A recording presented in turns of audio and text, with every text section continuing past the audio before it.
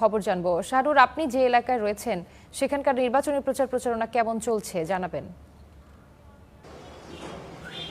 রুবা, আপনাকে ধন্যবাদ। এই মুহূর্তে রয়েছি ঢাকা সংসদীয় আসন ৭, ঢাকার একটি ঐতিহ্যবাহী এলাকা পুরান ঢাকার চকবাজার, লালবাগ এবং কোতোয়ালির এই অঞ্চল নিয়ে আসলে এই অঞ্চলটি গঠিত। আমরা সকাল থেকেই পুরান ঢাকার অলিতে গলিতে ঘুরেছি, ভোটারদের দ্বারে দ্বারে গিয়ে তাদের প্রত্যাশার কথা শুনেছি এবং কিছুক্ষণ আগে জামাতের যিনি রয়েছেন প্রার্থী, তিনি এখানে একটি গণসংযোগ করেছেন এবং ভোটারদের যে প্রত্যাশা রয়েছেন সেটি জানার চেষ্টা করছিলেন। আমরাও তাদের সাথে ছিলাম এবং জানতে পেরেছি বহুদিন ধরে ঢাকার এই এলাকায় গ্যাসের মারাত্মক সংকট রয়েছে, পাশাপাশি রাস্তাঘাটের ব্যাপক ক্ষয়ক্ষতি রয়েছে, এগুলো আসলে সমাধান করতে চাই। এবং যেহেতু পুরান ঢাকা একটি ঘন বসতিপূর্ণ এলাকা এবং বিভিন্ন সময় দেখেছি এই এলাকায় অগ্নিকাণ্ডের ঘটনা ঘটেছে।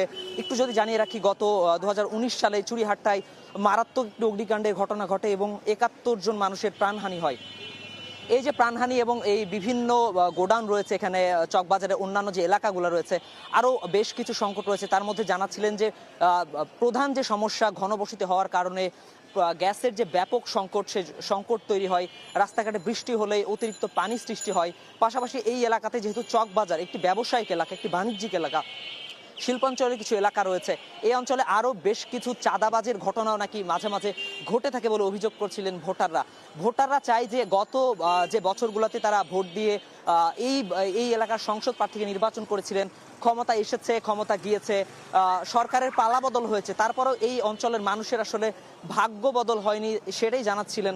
যেহেতু পুরান ঢাকার অন্যান্য এলাকার থেকে একটু ভিন্ন ধাঁচে আসলে মানুষগুলা চলতে চায় এবং গ্যাসের সংকটের কারণে মানুষের জীবনযাত্রায় ব্যাপক পরিমাণে প্রভাব বিস্তার করে। সুতরাং ভোটাররা বলছিলেন যে তারা এমন একজন প্রার্থীকে, এমন একজন ব্যক্তিকে এই ঢাকা ৭ আসনের মানুষকে ক্ষমতা হস্তান্তর করতে চায়, যারা নিজের পরিবারের মতো ঢাকা ৭ আসনকে আগলে রাখবে এবং ভবিষ্যৎ বাংলাদেশ বিনির্মাণে সামনে এগিয়ে নিয়ে যাবে। এই ছিল ঢাকা ৭ আসনের নির্বাচনের সবশেষ তথ্য।